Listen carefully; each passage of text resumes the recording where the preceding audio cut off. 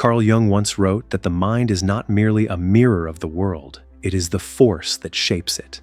Among all the minds he studied, there was one kind that disturbed him more than any dream, any symbol, any archetype walking out of the unconscious. A mind so restless, so precise, so painfully awake that it did not simply observe reality, it dissected it while living inside it. This was not the ordinary idea of being smart, not grades, not quick answers, not clever remarks at dinner. Jung knew another type existed, a rarer one. People whose intelligence did not feel like a tool, but like a storm they carried in their nervous system. People whose thoughts did not arrive politely when invited, but flooded them in the middle of the night. People whose perception cut so deeply through appearances that the world became both unbearably clear and strangely unreal. These individuals often grow up believing that something is wrong with them long before anyone tells them they are gifted. They are children who lie awake too late, not because of fear of the dark, but because the questions will not stop. They are adolescents who try to laugh with everyone else, but feel a quiet split inside, watching the conversation from the outside as if they were not entirely there. They are adults who function, succeed, even impress, while privately wrestling with a sense of inner excess, of carrying more thought and more feeling than their lives seem built to contain. Behind the insight of such people, there is usually a history of invisible fatigue. The fatigue of noticing what others overlook. The fatigue of holding back what they truly see. The fatigue of being the one who understands, while secretly longing to be the one who can simply not know. Jung saw this pattern so often that he stopped calling it mere intelligence.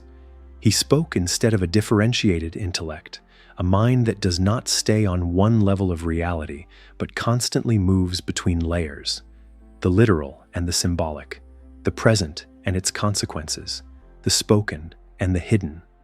Outwardly, these people appear calm, ironic, observant. Inwardly, they live in a dense architecture of connections, meanings, and possibilities that never fully quiets. To Jung, this was not only impressive, it was dangerous. Dangerous for the one who carried it, dangerous for the illusions that surround them. Because rarely intelligent minds do something the world does not easily forgive. They see through things, through social masks, through shaky arguments, through fragile orders held together by collective pretending. And the moment a person sees, they can no longer fully participate in the pretending. They begin to live at a slight angle to everyone else, the same rooms, the same conversations, but a different experience of them. Outsiders sometimes envy these people, their ideas, their sharp comments, their ability to connect dots fast. What they never see is the cost of never being able to switch off awareness, the cost of constantly anticipating what could go wrong because their mind has already run the scenario. The cost of feeling old and tired in a world that still calls them young. Jung, one of the most influential psychological thinkers of the last century, treated this not as a pathology, but as a rare configuration of consciousness, a configuration that can turn into neurosis, isolation, or self-doubt if it is never understood. He hinted again and again that the suffering of such individuals is not random. It follows certain patterns. Certain problems appear over and over in their stories. Problems that are almost invisible from the outside, but unmistakable on the inside. Problems that are not caused by a lack of intelligence, but by its excess. What follows is not a list of cliches about smart people. It is a map of 10 psychological burdens that appear again and again in the lives of the highly intelligent, seen through a lens that echoes Jung's observations about differentiated intellect. These are not traits to be proud of or ashamed of. They are fault lines in the inner world, both painful and powerful. Today, we will explore the 10 problems only highly intelligent people have, drawn from the kind of rare psychological insight that Carl Gustav Jung devoted his life to, the hidden architecture of the human mind. And the first 3 problems begin where most people never think to look. Problem 1. The burden of premature inner maturity. Many highly intelligent individuals carry a quiet, haunting burden Jung loosely described as premature inner maturity, an internal growth that unfolds far earlier than the outer world is ready to meet. While others move through life at a natural emotional pace, these individuals mature inwardly long before their environment catches up. As children, they feel older than their peers. As teenagers, they feel older than their parents. As adults, they often feel decades ahead of the people around them. Not wiser in a proud way, just heavier, more aware, more seasoned by thoughts and emotions they never asked for. This early inner maturity creates a strange kind of isolation. They understand consequences before anyone else senses the tension. They feel the weight of decisions long before others see the crossroads. They grieve endings long before they happen. They outgrow people while still loving them. They carry responsibilities no one asked them to hold. It is not superiority. It is timing, cruel, inconvenient timing. The mind grows faster than the life surrounding it, leaving them mismatched with their own timeline. They sit in classrooms, offices, relationships, conversations, feeling like someone who has lived 2 lifetimes standing among people still in their first. This mismatch makes connection feel unnatural, even when they desperately want it. Jung believed that such premature development forces a person into roles they never consciously chose. The emotional anchor, the silent translator of unspoken dynamics, the one who steadies the ship while everyone else learns to sail. And the hidden cost is that they rarely experience the freedom, innocence, or simplicity others take for granted. For many highly intelligent people, this becomes their earliest and deepest pain. Not loneliness, but being required to be older than they actually were, long before anyone knew it was happening. Problem 2. Carrying a mind that never stops. Completing the pattern, where an ordinary mind might see incomplete information and rest, the highly intelligent mind keeps going.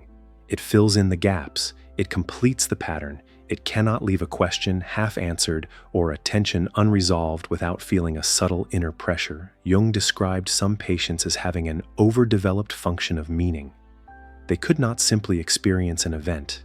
They had to understand what it meant, what it connected to, how it fit into a larger system. This compulsive completion turns everyday moments into complex psychological puzzles. A neutral comment is not neutral. It becomes part of a timeline of previous comments, gestures, silences. A small disappointment is not small. It awakens a network of earlier disappointments and imagined futures. A choice at work is not just about work. It triggers reflections about identity, purpose, destiny. This ability to see patterns where others see fragments is often praised, until it begins to hurt. Because a mind that never stops completing the pattern also never stops generating possibilities, outcomes, alternate routes. It constantly sketches what could happen, what might happen, what almost happened. The result is not just overthinking, it is a form of mental overexistence, living in dozens of potential trajectories at once while the body is stuck in only one.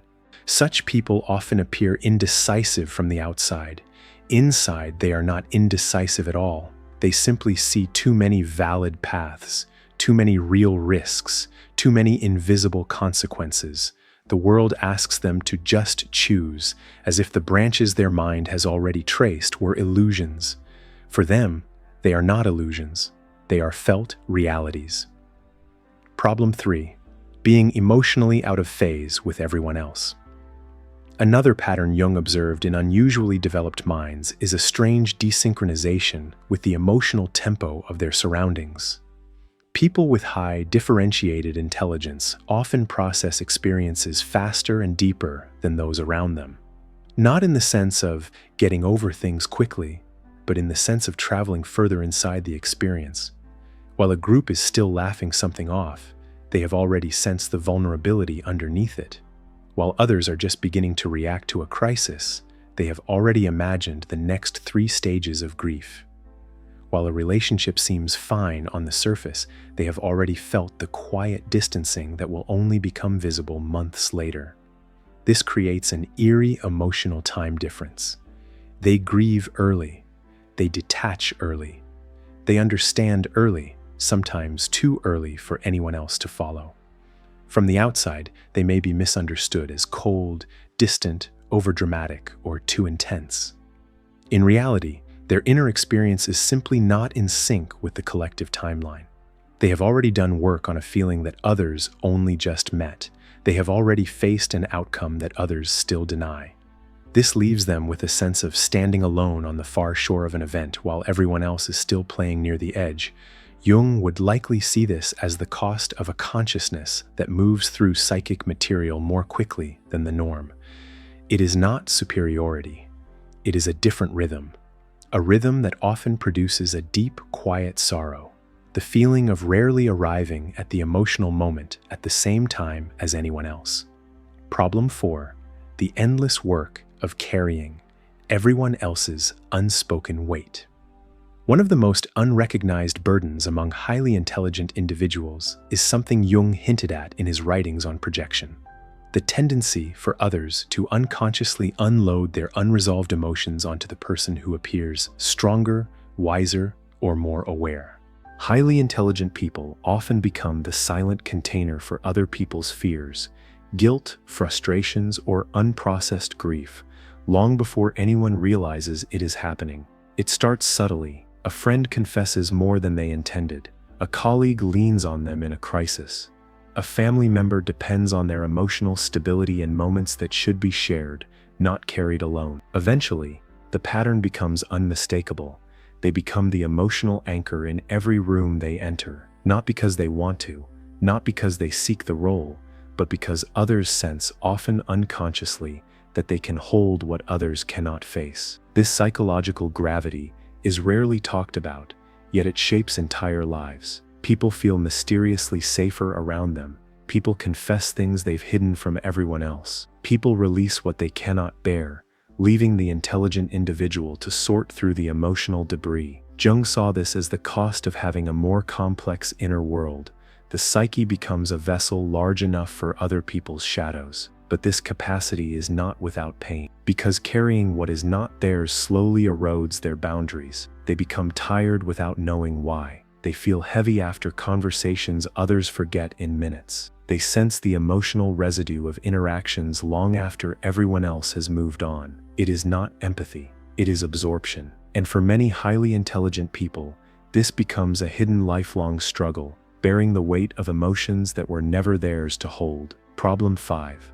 The H of outgrowing people you still love. Jung wrote that psychological growth rarely happens in harmony with the people around us. It happens unevenly, unpredictably, often painfully. For highly intelligent individuals, this unevenness is amplified into a unique and piercing kind of heartbreak. They evolve quickly and deeply, sometimes too quickly for their relationships to keep pace. They understand themselves faster. They process experiences more thoroughly. They shift internally before others even realize a transformation has begun. And so they often find themselves outgrowing people they still care for, still admire, still love. Not because of arrogance or superiority, but because their inner landscape changes with unusual speed. While others settle into familiar emotional patterns, they continue moving, shedding layers, seeing new angles, uprooting old beliefs. What once bonded them to someone no longer fits who they are becoming. This creates a painful paradox. The mind moves forward, while the heart remains attached. They stay longer than they should, hoping the gap will close. They try to shrink themselves to fit old dynamics. They carry guilt for evolving past what once felt like home. They mourn friendships and relationships that died quietly long before anyone said goodbye. Jung believed this sorrow comes from the tension between individuation, the natural drive toward psychological expansion, and loyalty to shared history. The highly intelligent often feel this tension more intensely than others. For them, outgrowing someone they love is not a choice. It is an ache, a slow private grief for connections that cannot survive the gravity of their inner growth. Problem 6. The constant battle between clarity and self-doubt. Another rarely discussed struggle among highly intelligent individuals is the painful paradox, Jung described as the collision of insight and insecurity. It is the experience of having sharp, accurate intuition paired with an equally sharp capacity to doubt oneself. Highly intelligent people often see truths quickly and clearly, but the same depth that reveals truth also reveals every possible counter-argument, every nuance, every angle where things could be different. Where a less complex mind trusts a single conclusion, the highly intelligent mind sees 5 parallel explanations, 10 potential errors, and a dozen possible distortions. This creates a psychological seesaw. They know yet they doubt. They sense yet they question. They understand yet they feel unsteady. The clarity arrives first, the self-doubt arrives second, and the war between them never fully ends. It is not insecurity in the conventional sense. It is the result of a mind that is too aware of its own fallibility. They question themselves not because they are wrong, but because they see the entire architecture of uncertainty surrounding every idea.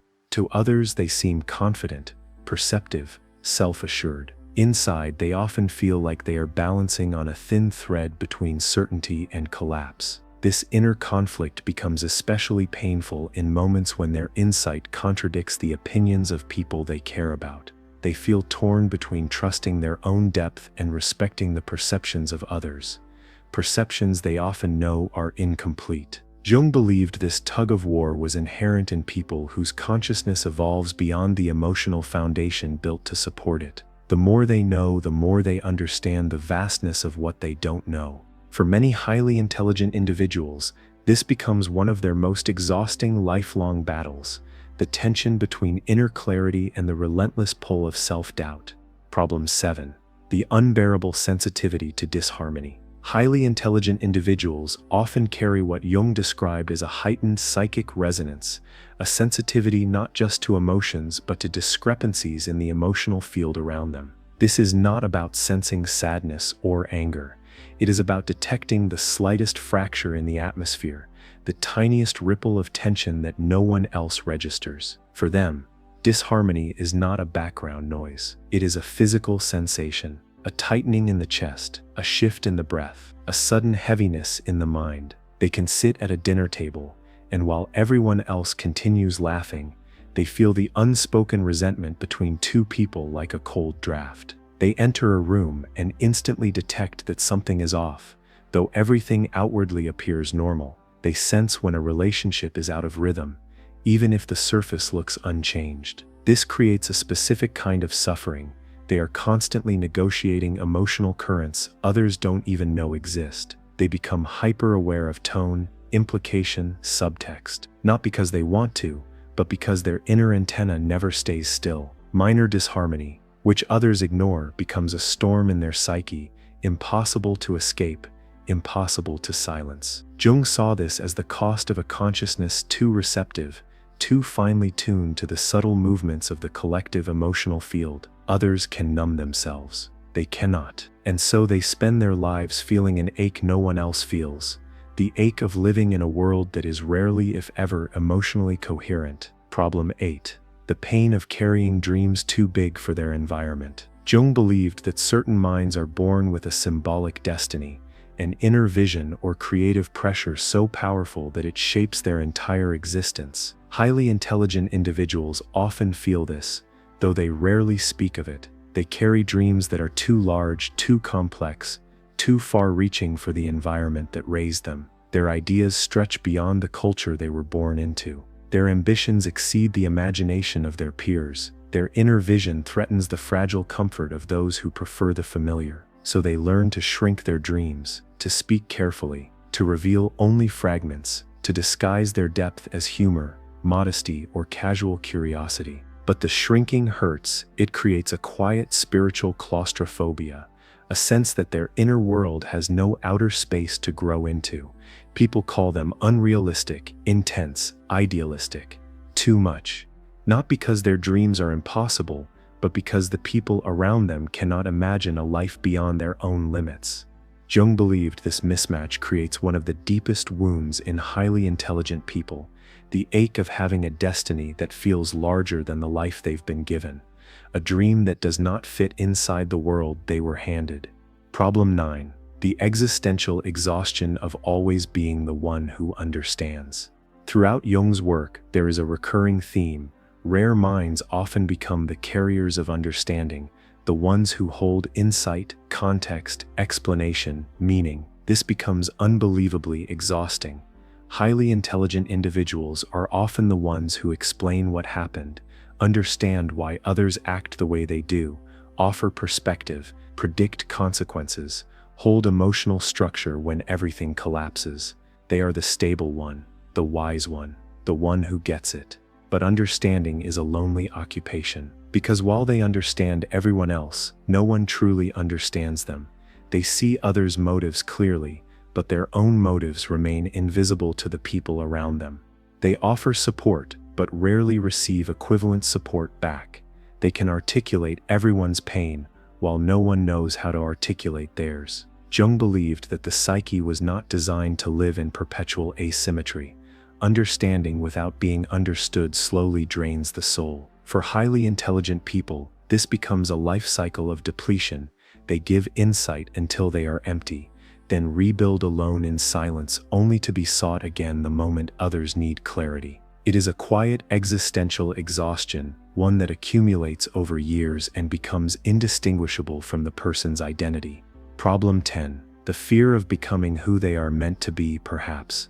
The darkest and least recognized struggle among the highly intelligent is something Jung hinted at in his writings on individuation, the fear of growing into their full potential. Not because they lack ambition, and not because they fear failure, but because they sense often intuitively that becoming who they truly are will require letting go of people, patterns, illusions, and identities that once held their life together. They fear the transformation their destiny demands.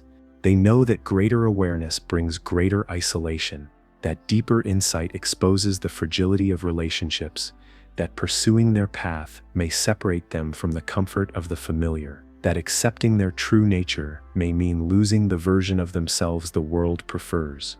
Growth, for them, is not a self-help slogan.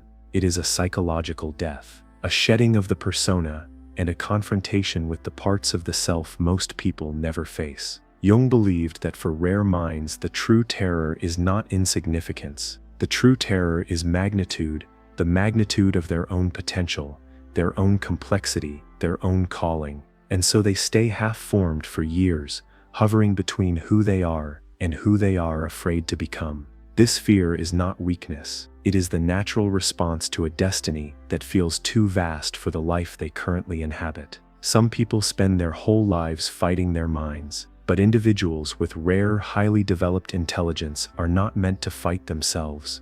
They are meant to finally understand the gravity of who they are. The pain they carry is not a flaw. It is the shadow side of a mind growing faster, deeper, and wider than the world around it. And within every one of these 10 problems, there is not only a wound, but a doorway, a hidden source of strength waiting to be reclaimed. Jung believed that the darkest inner knots always contain the seed of expansion, not punishment, but direction. So if even one of these problems resonated deeply with you, it is not a sign of weakness. It is a sign that your mind has long been evolving beyond the environment that shaped you. And the most important truth is this: each of these struggles has a way out, a practical, grounded, psychological path forward. If you'd like to explore real tools, explanations, and step-by-step guidance on how to move through the problem that hurts you the most, write in the comments which one resonated with you most strongly. We'll take one of the most common and most painful struggles and break it down in detail.